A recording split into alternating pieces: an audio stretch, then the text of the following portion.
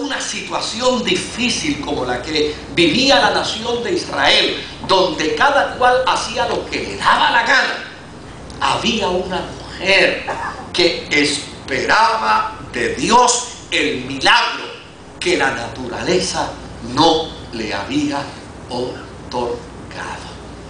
Y si usted lee la historia de esta mujer llega al templo, llega a la casa del Señor, y ¿sabe cuál era la oración que ella le hacía a Dios? Le decía a Dios: dame un hijo o llévame.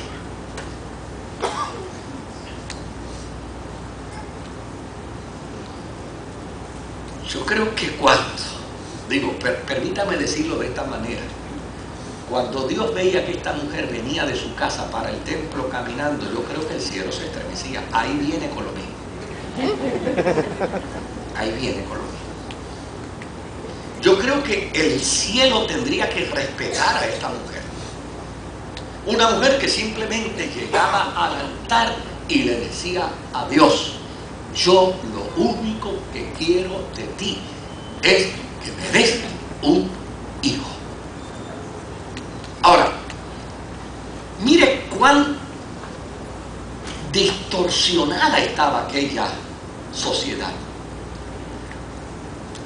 Esa sinagoga donde ella iba, ese templo al que ella iba, el templo, tenía un sacerdote, el superior.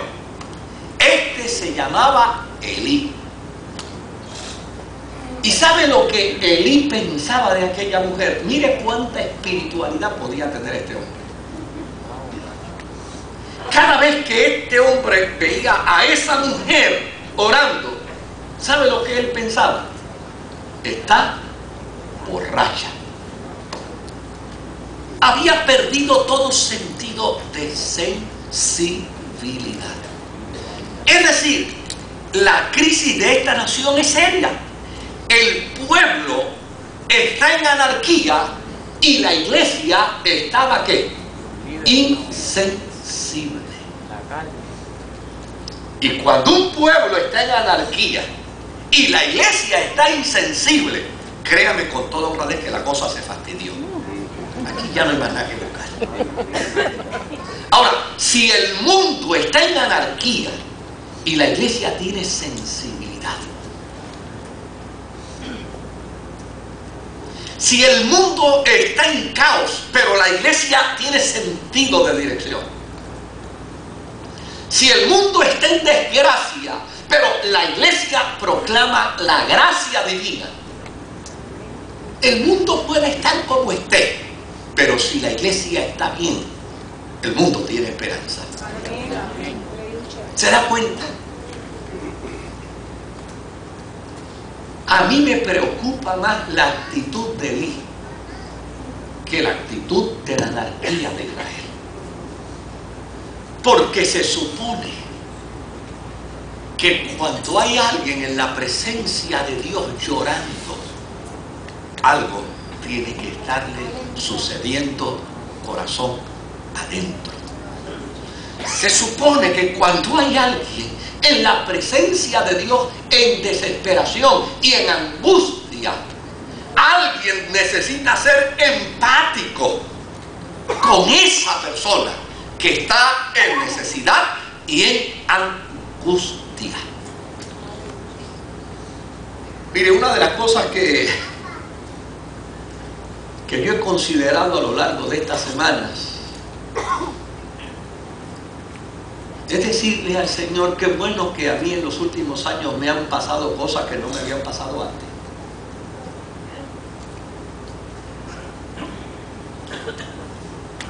Y le he agradecido al Señor que me haya pasado, porque ahora no es lo mismo. El que tiene trabajo en la casa, él y su esposa, y tiene todas las deudas al día, y tiene todo planchado, y tiene el banco virado al revés, no sabe lo que está pasando aquel que le entregaron una carta esta semana y lo despidieron. No es hasta que se vive esa experiencia. No es hasta que se vive la experiencia de la escasez. No es hasta que se vive la experiencia de la enfermedad. No es hasta que se vive la experiencia del dolor. Por eso algunas personas me dicen, pastor, pero ¿y por qué cuando algún padre o alguna madre pierde a algún hijo y usted pide la oración, usted no ora por él y le pide mejor? Oiga, porque yo creo que yo puedo orar por una persona que ha perdido un hijo, que ha perdido una hija. Claro que puedo orar por él, pero nadie lo hará mejor. Nadie será más empático. Nadie será más solidario con esa persona, sino otro que haya vivido la misma experiencia. Porque no es lo mismo decir, Señor, ayuda a este en su crisis, si yo no la he vivido, que decirle al Señor, Señor, ayúdale en la crisis, porque yo la viví y yo sé lo difícil que esta crisis es. Por eso Jesucristo es el sumo sacerdote. Él es el sumo sacerdote porque lo padeció todo, porque lo sufrió todo, porque lo llevó todo, porque llevó sobre su propio cuerpo el pecado de todo. Porque a fin de cuentas hay pecados que yo entiendo y hay pecados que yo puedo tener un sentido lógico de solidaridad y de empatía con el que lo comete. Pero hay pecados que yo no aceptaría de un individuo jamás.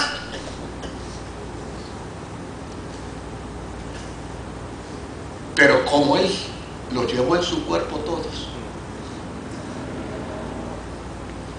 Él entiende los pecados que yo acepto socialmente hablando y los que yo no acepto, los que para mí son inconcebibles.